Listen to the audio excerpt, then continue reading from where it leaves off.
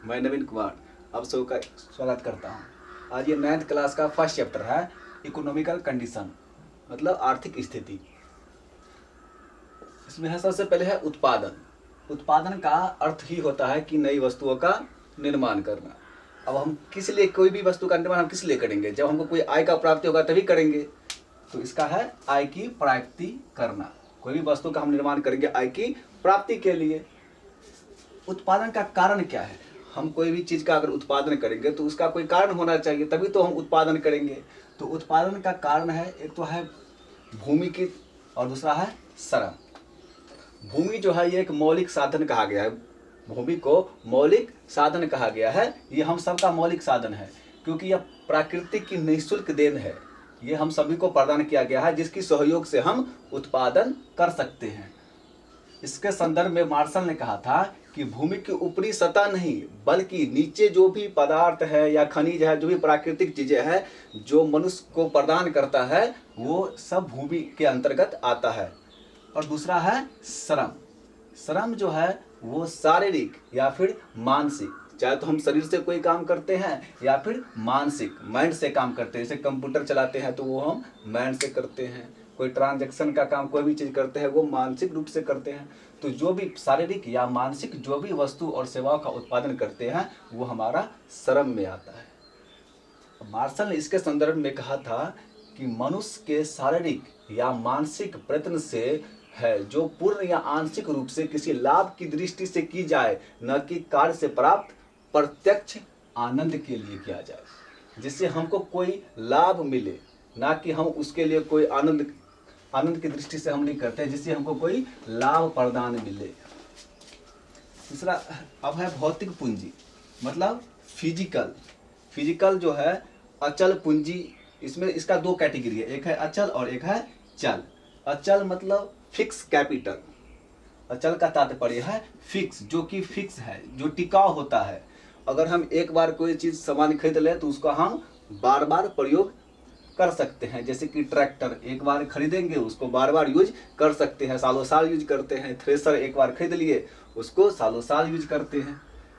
दूसरा है चल पूंजी, जिसको बोलते हैं वर्किंग कैपिटल, जिसका उपयोग हम सिर्फ एक बार कर सकते हैं। जैसे कि खाद्य सामग्री एक बार खाए और दूसरा बार खत्म, उसका हम उपयोग एक ही बार कर सकते हैं, उसको बोलते हैं चल पूंजी, वर्किंग कैपिटल।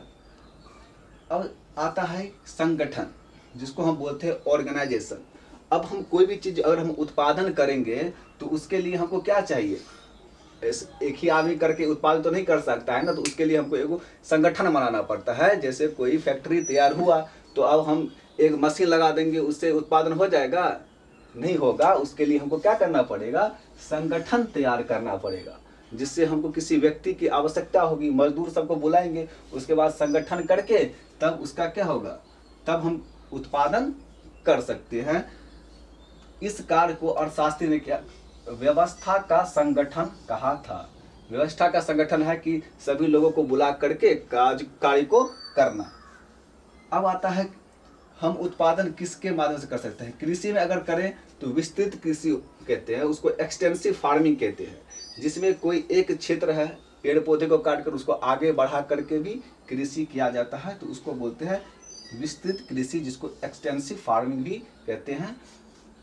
सेकंड है गहन कृषि, जिसको इंटेंसिव फार्मिंग कहते हैं, जिसमें क्या होता है कि कम जमीन में थोड़ा सा ही जमीन का एक टुकड़ा है और उसमें बहुत सारे कीटनाशक खाद्य सामग्री डाल के ज़्यादा मजदूरी करके, है ना, ज़्यादा मजदूर लगा करके उसमें ज़्यादा कृषि किया जाता है, ज़्यादा उत्पादन किया जाता है, उसको बोलते हैं हम गहन कृषि।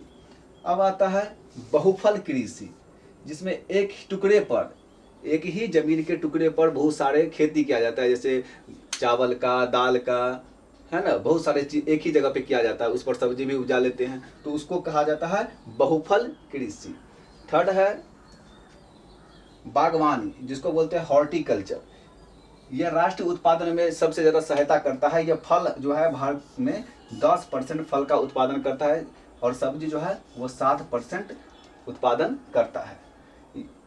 सबसे पहले क्या हुआ था, 1962 और 64 में हमारे देश में सिंचाई के लिए नलकूप का निर्माण करवाया गया था। सबसे पहले 1962 और 64 में। अब देखते हैं थोड़ा इधर, सिंचाई की कुल अनुमानित क्षमता जो है हमारे यहाँ वो 102 लाख 102 लाख हेक्टेयर है, और नलकूप द्वारा सिंचाई जो है 63% ही होता है। अभी भी हमारे यहाँ नलकूप द्वारा सिंचाई सिर्फ 63% ही जगह पे होता है। कृषि सुविधा मौजूद है हमारे यहाँ पे अभी 49% ही कृषि सुविधा मौजूद है, बाकी जगह पे नहीं मौजूद है। 2011-12 के अगर आंकड़े देखे जाए तो यहाँ पे उर्वरकों का प्रति हेक्टेयर 183.4 kg ही था। तो आप लोग, ये 9th क्लास का फर्स्ट चैप्टर था। आई होप कि आप लोगों को अच्छा लगा होगा। धन्यवाद।